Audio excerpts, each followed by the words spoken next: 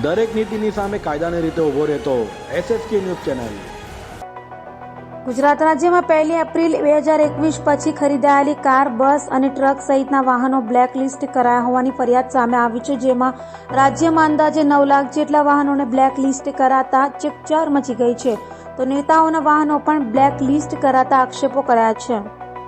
ગુજરાત રાજ્ય આરટીઓનો વધુ એક વિવાદ સામે આવ્યો છે। વાત એમ છે કે 1 એપ્રિલ 2021 પછી ખરીદી કરવામાં આવેલી કાર, બસ, ટ્રક સહિતના આશરે 9 લાખ જેટલા વાહનો બ્લેકલિસ્ટ કરાયા છે। તો આ અંગે રાજ્યના વાહન વ્યવહાર વિભાગ પાસેથી ચર્ચાતી માહિતી મુજબ રજીસ્ટ્રેશન ફી ભરવાની પેન્ડિંગ હોવાથી વાહનો બ્લેક કરાયા છે। જ્યારે આ અંગે કોંગ્રેસ નેતા દર્શન નાયકે મુખ્યમંત્રીને ફરિયાદ કરી હતી અને મીડિયા સાથે વાત કરતા જણાવ્યું હતું કે ગુજરાત ભાજપ પ્રદેશ પ્રમુખ CR પાટીલના પુત્ર જિગ્નેશ પાટીલની કાર બ્લેકલિસ્ટ કરાઈ છે।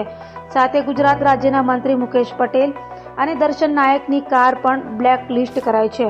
તો આ અંગે આરટીઓ દ્વારા હજી સુધી કોઈ માહિતી અપાઈ નથી। ગુજરાતની ભારતીય જનતા પાર્ટીની સરકાર જે સુશાસન સુવહીવટની વાત કરે છે, એનો ઉત્તમ નમૂનો એટલે વાહન વિભાગ। ગુજરાતમાં કેન્દ્ર સરકારનો જે પરિપત્ર હતો એ રજીસ્ટ્રેશન માટેનો પરિપત્રનું અમલીકરણ કરવાનું કામ આ વિભાગ દ્વારા સમયસર કરવાને બદલે 1 એપ્રિલ 2021 પછી ગુજરાતના 10 લાખ જેટલા વાહનો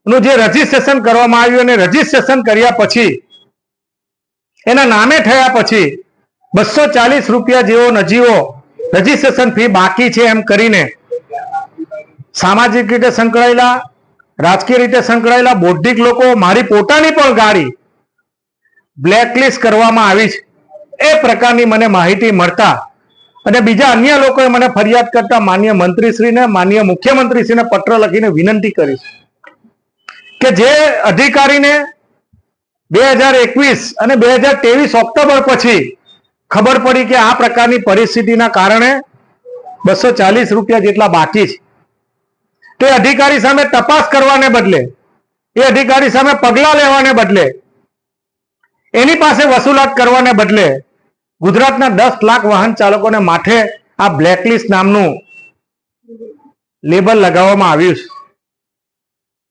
આ ગંભીર બાબત છે। આ વાહનથી કાલે ઉઠીને કોઈ અકસ્માત થાય, વેચવું હોય અને કંઈક બીજી પરિસ્થિતિ થાય તેની જવાબદારી કોની? આ સમગ્ર બાબતમાં કોઈ લોકોને વિચારતા કર્યા, લોકોને તકલીફમાં મૂકવાનું કામ આ વિભાગ અને ગુજરાત સરકારે કર્યું હોય ત્યારે આ બાબતમાં ઊંડી તપાસ થવી જોઈએ અને તાત્કાલિક અસરથી આ બાબતમાં પગલાં લેવા જોઈએ એ પ્રકારની માંગણીનો મેં પત્ર લખ્યો છે।